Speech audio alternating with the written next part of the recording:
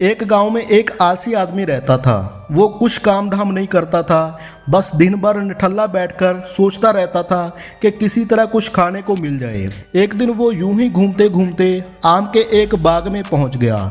वहां रसीले आमों से लदे कई पेड़ थे।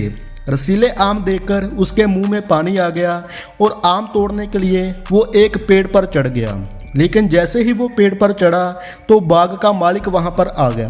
बाग के मालिक को देखकर आलसी आदमी डर गया और जैसे तैसे पेड़ से उतरकर वहां से भागने लगा। भागते भागते वो गांव के बाहर स्थित जंगल में पहुंच गया।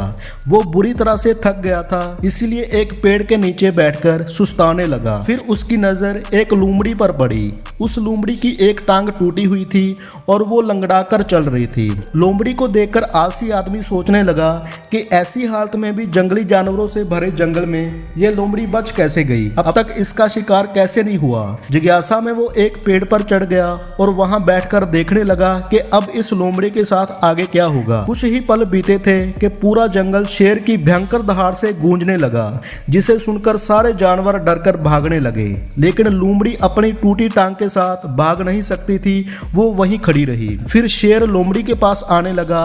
आलसी आदमी ने सोचा कि अब शेर लोमड़ी को मारकर खा जाएगा, लेकिन आगे जो हुआ वो कुछ अजीब था। शेर लोमड़ी के पास पहुंचकर खड़ा हो गया और उसके मुंह में एक मांस का टुकड़ा था, जिसे उसने लोमड़ी के सामने गिरा दिया। लोमड़ी अब इस मांस के टुकड़े को खाने लगी और थोड़ी देर के बाद शेर वहां से चला गया। ये घटना देखकर आलसी आदमी सोचने लगा कि भगवान सच में दयालु है। उसने धरती के सभी प्राणियों के लिए, चाहे वो जानवर हो या इंसान, खाने पीने का प्रबंध कर रखा है। इसके बाद वो अपने घर लौट आया। घर आकर वो 2-3 दिन तक बिस्तर पर ही लेटकर प्रतीक्षा करने लगा कि जैसे भगवान ने शेर के द्वारा लोमड़ी के लिए भोजन भिजवाया था, वैसे ही उसके लिए भी कोई ना कोई खाने पीने का सामान लेकर आएगा।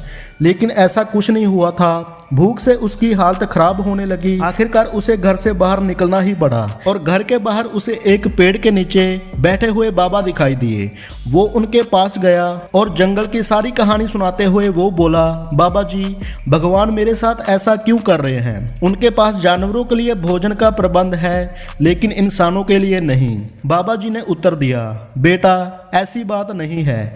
भगवान के पास सारे प्रबंध हैं, दूसरों की तरह तुम्हारे लिए भी।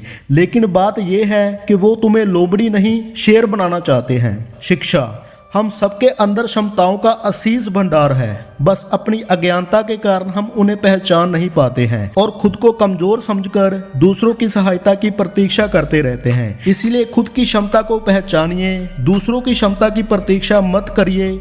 इतने सक्षम बनिए कि आप दूसरों की सहायता कर सकें। तो दोस्तों, ये थी आपके सामने एक छोटी सी मोटिवेशनल स्टोरी। उम्मीद करता हूँ ये स्टोरी आपको अच्छी लगी होगी। ऐसी और स्टोरीज के लिए आप हमारे चैनल को सब्सक्राइब जरूर से कर देना और वीडियो के एक लाइक भी जरूर कर देना। धन्यवाद। मिलते हैं किसी और स्टोरी में।